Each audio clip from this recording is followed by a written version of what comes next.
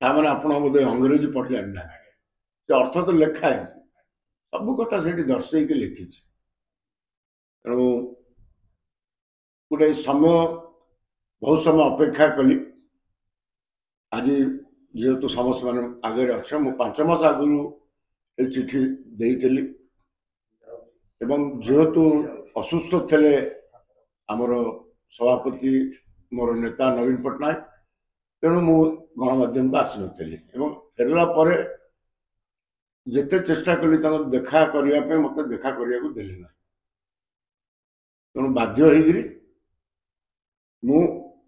आजिका date रे आउ थे चिठी लिखिली आपण मन को जनइली आदि मोर जहाँ मत रही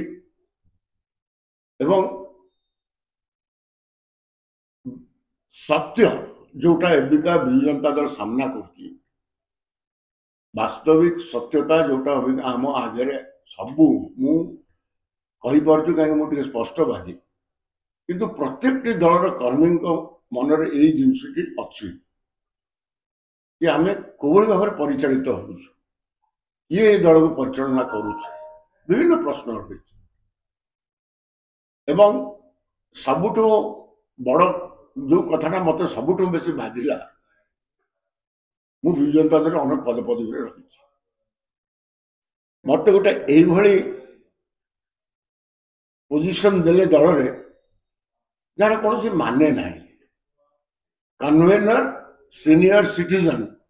इन the rank of vice president तेणु in the rank of vice president माने कौन वाइस प्रेसिडेंट नुह कि गोटे ब्यूरोक्रेटिक पोस्टिंग जमती गोटे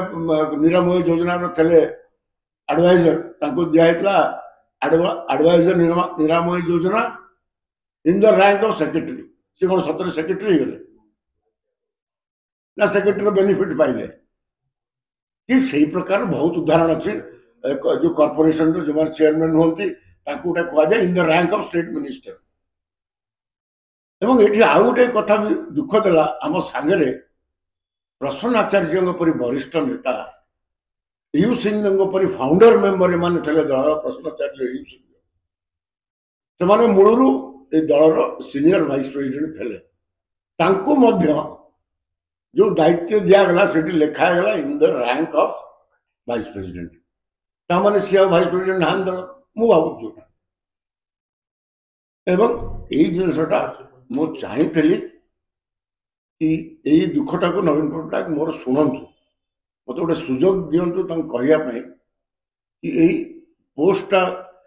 जोटा सी मत दस्खत आम हो सब इन the rank of vice president अन्य मानक अपॉइंटमेंट आउ क्या दस्खत प्रताप जेना कौट दस्खत कर किए कौन दस्खत कर नवीन पट्टनायक केवल दृष्टि मोर दलर मुझे बहुत किसी दर्शे तेणु आपण मैंने से विषय किसी पचारे मुझे उत्तर देवी पोजिशनिंग दि जाए जन को गोटे पोजिशन देखिए कहे इन द रैंक आपण मैंने उदाहरण जानते केते गुड़ा एडवाइजर होते विजु जनता दल अनेक एडवाइजर करता एडवाइजर मन कौन दिखाई एडवाइजर किए निरामय किए एडवाइजर कौन को विभाग में थे